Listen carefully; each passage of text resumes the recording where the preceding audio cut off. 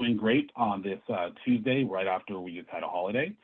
So today we're going to be talking about troubleshooting wireless issues in Nebula. This is a topic that has come up a few times within tech support.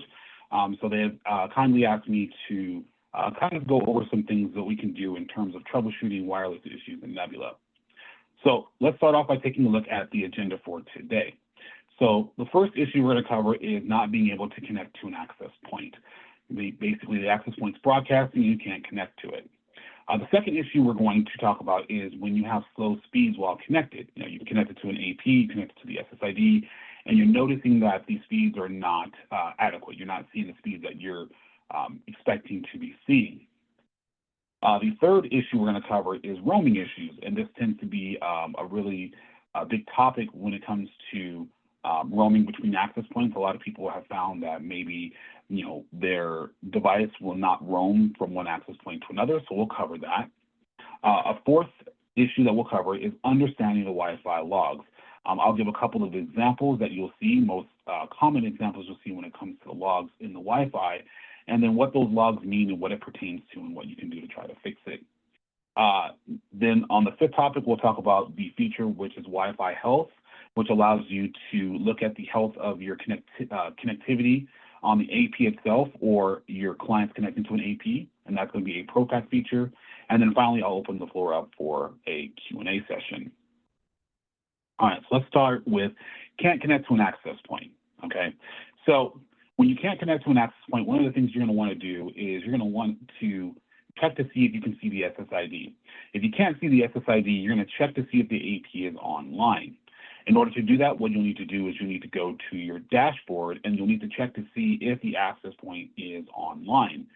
If it is not online, what you can do is you can check to see if the switch that it's connected to is passing traffic to that access point.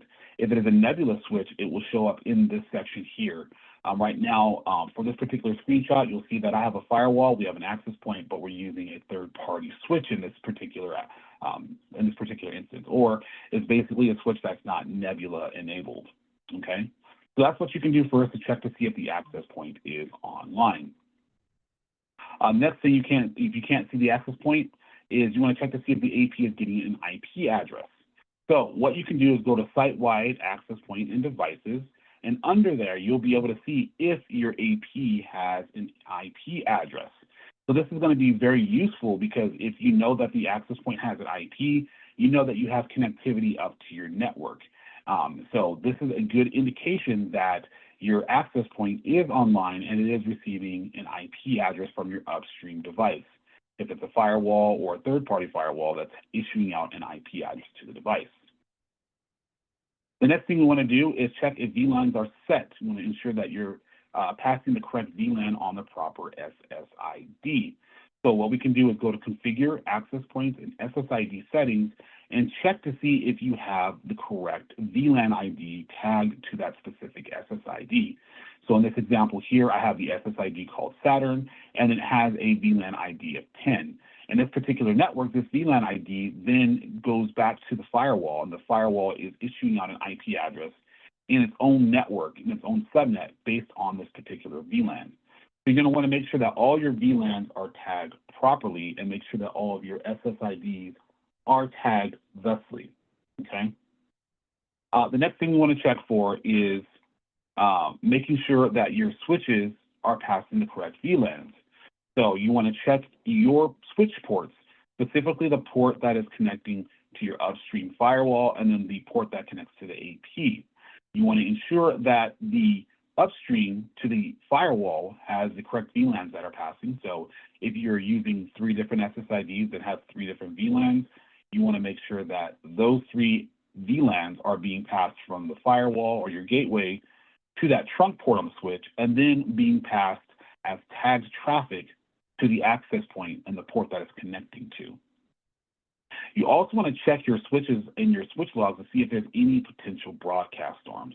This is something that's often missed because you don't really think about it. You're not thinking, okay, well, the switch at the head of the network, you don't think too much about broadcast storms, but it does happen sometimes, and it's something that's often missed. So you want to check your logs on your switch to see if there's any potential broadcast storms, which could prevent the traffic from reaching the access point. All right, so let's talk about slow speeds while connected to an access point. Well, one of the things you want to do is we're going to go back and look at that SSID settings. We want to make sure that, one, you want to make sure that your gateway and your bandwidth management rules on the network are connected to the AP, making sure that you don't have any bandwidth management rules. So check your firewall, check your gateway, see if there's any bandwidth management rules that are bound to a specific SSID's VLAN. And you can also check the AP itself to make sure that there's no rate limiting. So in this example here on the SSID Saturn, we have a rate limit of roughly 5 megabits up and 5 megabits per second down. So you want to make sure that these are not set, because this is going to make sure, or it's going to enable bandwidth management and set rate limiting, so you can't pass traffic more than what's set by these thresholds. So again, you're going to check your bandwidth management rules on your access point itself. Another thing we can do here is check the channel utilizations from the access point. Now, if you go to Devices, Access Point, and select your access point, towards the bottom, there's a section for the access point usage and connectivity, okay? So on the access point usage and connectivity, you will be able to see how your channel utilization is. So on your channel utilization, you'll see this graph. On this graph, you'll see that there is a line right here in the middle. This is showing that the channel utilization for the access point that's scanning, it sees that there's specific amounts of channels being used, and as soon as you go, you look and you see it's going up and up and up, that means that that channel that the access point is broadcasting on is becoming more saturated. Okay. So you'll see at the bottom here, you'll see some greens and you'll see some oranges. So your green is going to be your download, and then your orange is going to be your upload. Okay. So what you want to make sure is that if you see your channel, utilization start to spike up, that means that that channel is most likely becoming more and more crowded, and you'll need to make some adjustments to your channels to make sure that you're not overcrowding that particular channel, and you want to get away from that specific channel on the AP. The next thing we want to check for is if you have too many users connected to an access point. You want to check your users to see how many are connected to a specific AP itself.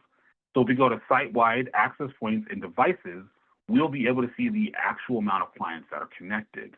Now, we suggest a max of 50 for the best performance, because right now, even with Wi-Fi 6, there are some enhancements in Wi-Fi 6 and Wi-Fi 7 that this doesn't become a problem because of fair area usage time and the way that it is able to separate the packets so that each user gets a specific amount of usage. However, for this to take place, every client on the network needs to be Wi-Fi 6. And we're not looking, we're looking at a worldwide adaptation for Wi-Fi 6 of about 80% sometime next year. So realistically, you still want to abide by this 50 user per AP rule until the future, and when everybody else is using Wi-Fi 6, everyone on your network is using Wi-Fi 6.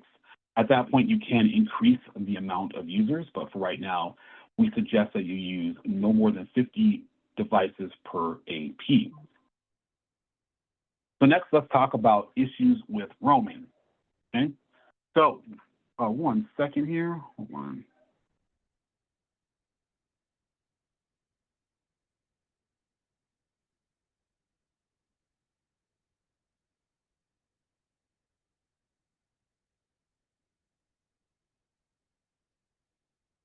Okay, sorry about that. I do apologize. Okay, here we go. So issues with roaming.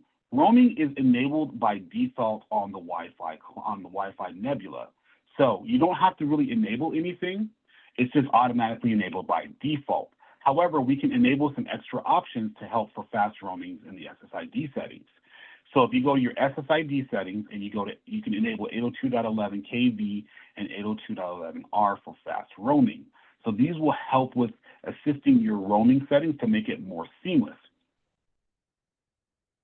Now, here's another issue with roaming, and this is a very, very big issue that crops up more often than we like to hear, but it does happen. So you have your roaming set up. It's already set up. You have multiple access points. in a specific confined space. Okay? You are now connected to AP number 1, and you are right underneath AP number 1. As you begin to walk away from AP number 1 closer to AP number 2, you begin to notice that your access point signal has dropped significantly. It's down to negative 78 dBm. And then you're wondering, okay, well, why hasn't my device roamed or switched over to an AP that's closer? Well, the answer is that most devices that you're using, whether it be an iOS device or an Android device or a laptop, will have their own roaming aggressiveness built into the Wi-Fi chipset. This Wi-Fi chipset aggressiveness will dictate when the client will send a disassociation request to an AP to roam. So we can't really control that because it's built into the Wi-Fi chipset. You know, it could be set to negative 80, it could be set to negative 85. We can't glean any of that information from the Wi-Fi chipset. However, we can use Wi-Fi wireless smart steering in Nebula to let the AP decide when to disassociate the client instead of relying on the roaming aggressiveness of the client device, okay? So if we go to configure access point and radio settings, you'll see that we have smart steering right here, and there's 3 different settings. We have the 2.4, the 5 gigahertz, and the 6 gigahertz setting, okay? So we have this disassociation threshold that we can set. This is the threshold in which we can set that when the client crosses this, if we set it to say negative 72, and the client reaches that point, what will then happen is the AP will send a disassociation packet to the client. The client will then be disassociated and will not be allowed to rejoin that station until it is beneath the threshold, and that basically forces the AP to roam to a different access point with a better signal. Now, you'll see that there's high, standard, and low, and I'll talk about that in just a second, but I want to talk about what's a good starting point to set your numbers to. So with smart steering, negative 68 dBm for 2.4 gigahertz is most likely going to be your best starting point because that's the threshold for VoIP and streaming applications before the connection begins to start dropping packets. So once you cross negative 68 and hit negative 69 or lower, that's when you will start to see dropped packets for VoIP and streaming. So that's a good place to start, okay? Now, as far as the 5 gigahertz and 6 gigahertz, whatever you set your 2.4 number to, you want to increment by +3 on the 5 gigahertz and +6 on 6 gigahertz. So that means if you set it at negative 68, you want to set your 5 gigahertz to negative 65, and then you want to set your 6 gigahertz to negative 62. And this is mainly because the 5 gigahertz and the 6 gigahertz do not propagate as far in terms of the wireless signal. So therefore, you're going to want your dBms to be at a much aggressive setting to ensure that you have a better roaming threshold for those particular radios. Now, we talked about high, standard, and low for your aggressiveness. Basically, all that means is it will delay the actions based on the amount of traffic that's on the network. So if you set it too high, that means that it will delay removing that device from the AP itself if the traffic on the network is really high. The default is standard, which will delay the actions if the traffic on the network is very medium, and then of course low will delay the roaming actions for the smart steering if the traffic on the network is very low. So we advise to just leave it at standard. You can put it at high or low depending on the situation, but leaving it at standard is going to be the best option. All right, next up, let's talk about understanding the Wi-Fi logs. So in your Wi-Fi logs, we can use this to diagnose issues that you're finding on your Wi-Fi. So we can go to monitor access points and event logs. And we're going to cover 3 specific issues that typically come up a lot. So you'll see here we have number 1, we have number 2, and we have number 3. So the first one is basically saying the station has associated with channel 1. The second log is the station has de-off by the station leave. And then the third one is your station roaming settings or your station roaming logs. So let's look at them individually. So number 1, station with the MAC address of AA, BB, CC, DD, EEFF has associated on channel 1, SSID guest, signal, negative 81 dBm, and interface WLAN W/1/1. So basically, this just tells us that the device with that particular MAC address has associated on a specific channel, channel 1, The SSID guessed and the signal strength is negative 81 dBm. Now that's quite low for, quite weak, it's wrong spelling, but it's quite weak for your dBm settings, because at that level, you're going to have a loss of packets on the interface there. So you may see the station go in and out on the log, saying that it's associating or disassociating frequently due to the low signal. It may be trying to roam, but you're going to see a very low signal of this is going to cause a problem. So if you see this in your logs, you might need to take a look and see exactly why this particular device is showing a very low signal. Example number 2, and this is one that comes up the most. Station AABBCCDDEESF with that MAC address has deauth by station leave, the L2 UP frame on channel 5. SSID guessed, signal negative 65 dBm, transmit and receive are 0 bytes, and the reason 3 is the reason why. So this tells us that this particular device has left the particular access point, and it provides something called reason 3. So reason 3 is part of the Wi-Fi standards in terms of Wi-Fi codes that are universal to all vendors. So what we can do with reason 3 or any other reason that pops up is we can actually do a search in our database to find out exactly what reason 3 means. You could do a Google search, or we actually have the table directly on our website where you can look that information up. But what we can find is that reason 3 basically means that the device has left the SSID on its own accord. This could be for a multitude of reasons. It could be simply because the device was too far. But basically, if it leaves, you'll be able to determine what the reason is and look up what the reasoning code is. And this is very useful information because there's multiple different reason codes.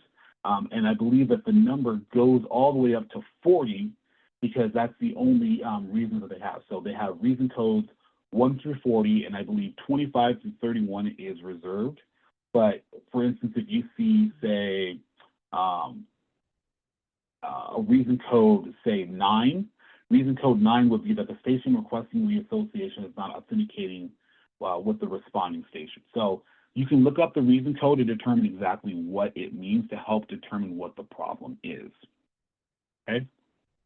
And then finally, on example number 3, station roaming, the particular MAC address of AABBCCDDEFF has roamed from the access point lobby to the access point warehouse on SSID staff. So that basically means that we can see that roaming has taken place from going from the AP labeled lobby to the AP labeled warehouse and on that specific SSID. So each time a device is roaming from one AP to another, it will produce a log. And this is good to know because that way you'll know that if a device is roaming, it will show up. And then this verifies that devices are able to roam between access points. Okay, and finally, let's talk about Wi-Fi health, which is a ProPack feature. So wireless health is a feature that allows you to monitor what's going on in your Wi-Fi networks and monitor the quality of the wireless connections and also optimize it if you're finding that the connections are very weak. So the report that it shows is a graph, and it shows the previous connections, either the last 24 hours, the last 7 days, or the last 30 days that you can go back and look at the wireless connectivity of your network. It will show the quality of both good, fair, and bad quality connections that have connected in, and it will show it on a graph showing you the times and the dates of when these particular devices had issues or if they had good connectivity. You can also optimize the wireless connectivity based on the information that's shown. You can make decisions based on what you're seeing on the graph. And of course, this does require ProPack. So here is where you would see this information.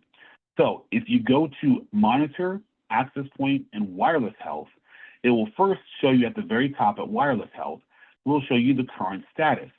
It will show the current status at the moment. So in this example, we have 21 connections that are good, 0 that are fair, 0 that are poor.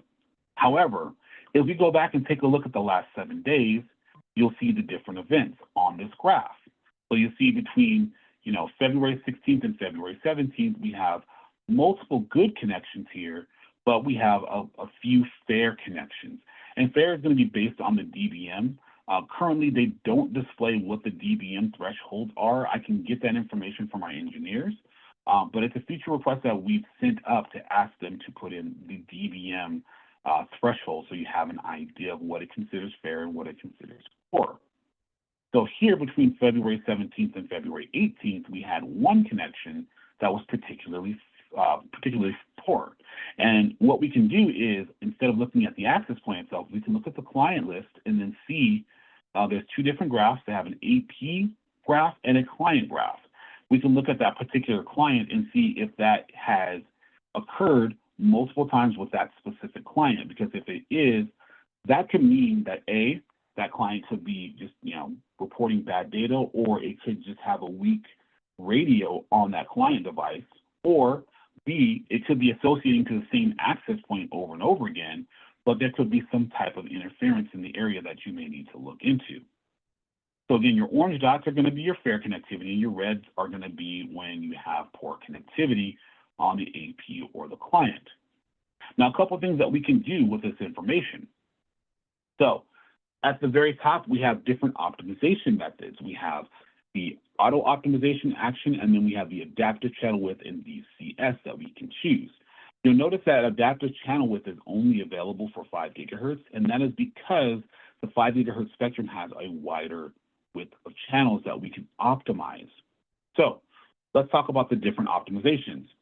So auto optimization action, Nebula will try to have the AP steered to another wireless client when it reports that it has poor health, to an AP or an SSID with a stronger signal, okay? So what's going to end up happening is that it will look and scan every 30 minutes, and it will check to see if there is an AP that is reporting a very low, or wireless client that's reporting poor health. And if it is, it will then try to steer it to a better device with a stronger signal. The second option is going to be the adaptive channel width. And what this means is basically that if an AP is reporting that it has a poor status, it will then change its channel bandwidth to 20 megahertz. And then what it will do is it will return back to the default radio settings when the health has recovered. So it will adaptively change the channel width based on based on the environment and based on what's being reported by the wireless health. And then finally, the last thing we have is the DCS, which will basically have the AP scan and choose a channel with the least interference. And this is also an option that you can set directly on the radio, but here in the wireless health, it's more aggressive, because what it will do is, if it detects that there's a poor signal, it'll automatically enable DCS to have it look for a better signal. But just be aware that you can't do both the adaptive channel width and the DCS at the same time. It's going to be a choice of one or the other, okay? So that's going to be it for the wireless troubleshooting, pretty straightforward. I'll go ahead and open up the floor for any questions that you might have. That was a very well explained webinar, Marcus. Thank you for that. We have a couple questions here. Is there a place where we can get the Wi-Fi reason codes? Yes, you know what I will do? I will go ahead and post, let me see, I will put it in, if it allows me to do it. I'm going to go ahead and paste it into the chat window. So in the chat, there's the link where you can actually pull up all of the the reason codes that we have on our website, on our blog. And you'll be able to get a list of every code that's available. There's 40 different codes. So it gives you a list, and it also tells you the explanation and then the definition as well. So I posted that link in the chat for everybody. All right, thank you, Marcus. Another one, we've been installing WAX 610Ds. Is there an AP model number you would recommend if we wanted to start installing Wi-Fi 6E capable APs? Any of the WAX 610 or WAX 630 or WAX 650s will do. It depends really on the environment. You'll notice that we do have an S model, which is the smart steering. You specifically want to use a smart steering access point when you have an environment that has many obstructions, or if you have an environment that has a lot of clients. A good example would be a warehouse where you have very tall shelves.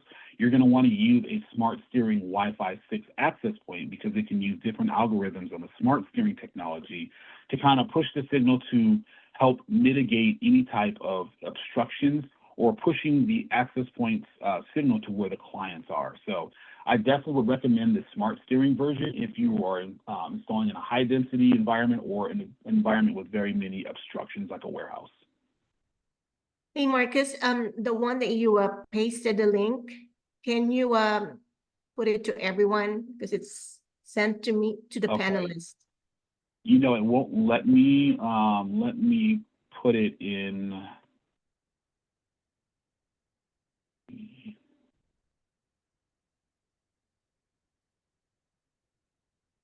It won't let me add it to. Okay, I'll do it. Sorry. Okay, yeah, because I don't have access to change it. So if you change it, okay, yeah, there we go. Perfect. did it right away. Thank you. All right. Next question: is it better to configure smart steering all the time or whenever roaming issues occur? I personally think that in terms of setting up and best practices, it's always best to set it up. However, it does take some time to dial it in properly because you're going to need to do a wireless site survey when you set up your access points. The idea is that once you set up your access points, you walk the property, and then what you want to do is use a program like Insider or any type of program or application that can show you the RSSI values. What you can do with that information is decide where you want the roaming to occur. So, for instance, if you're connecting to access point number 1, you begin to walk and you look at your RSSI values. You say to yourself, I want the AP to disassociate once I hit negative 68 dB. So you keep walking and walking and walking, and you find where that sweet spot is. You want to look around and see if it's between the two access points that you want to roam. So it takes a while to dial it in properly, but I would definitely suggest that you do it when you're setting up your Wi-Fi in the very beginning, because you don't want to set everything up, especially if you are doing a remote install. You don't want to set everything up and then leave the site, and then eventually you hear that you're getting complaints about wireless roaming issues, and you have to go back and kind of do a resurvey everything. So it's best to try to set it up when you are starting off doing the install. I always suggest that to all of our customers. All right, thank you, Marcus. Last one, I've seen logs where an AP associates and then this associates over and over. What does this mean?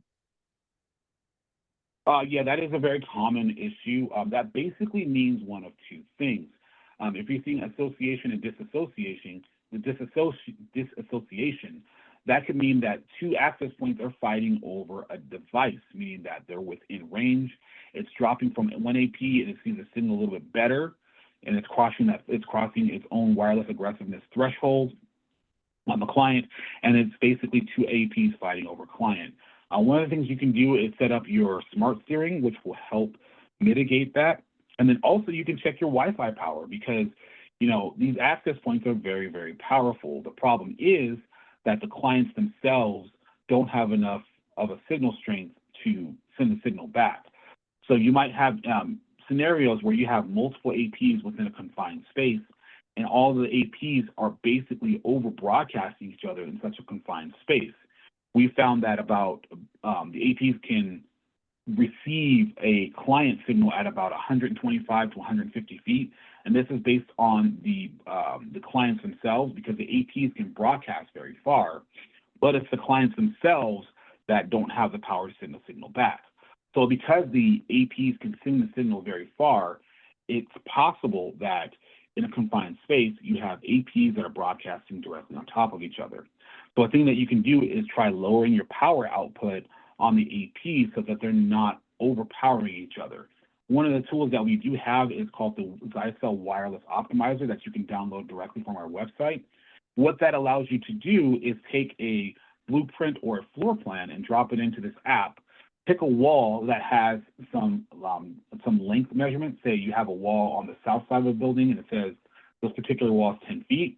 In the application, you can draw a line for that particular marker, put in 10 feet, and it will scale your blueprints or your floor plans within the application. And then you could begin dropping access points on your floor plan to do wireless planning and see what the heat map looks like. And this is a very good tool to use to see how much power you need to turn your AP down if needed.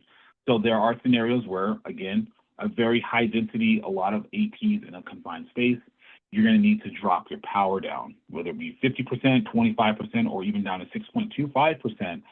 This wireless optimizer tool will help you kind of pre-plan so you have a general idea of how you're going to set the power on your access points. Very well. I don't see any more questions here, so I guess that wraps up our webinar today. Is there anything else you'd like to add, Marcus, before we end the webinar? Not that I can think of, but if you guys do have any questions, you can feel free to reach out to me. My email address is Marcus, MarcusH, like hotel, at Zyxel.com. Again, Marcus H at Zyxel.com. Please feel free to reach out to me with any questions that you might have after the webinar, and I will respond to them. Thank you. Wonderful. All right. Thank you to all attendees, and we'll see you on our next webinar. Have a good rest of your week. Bye.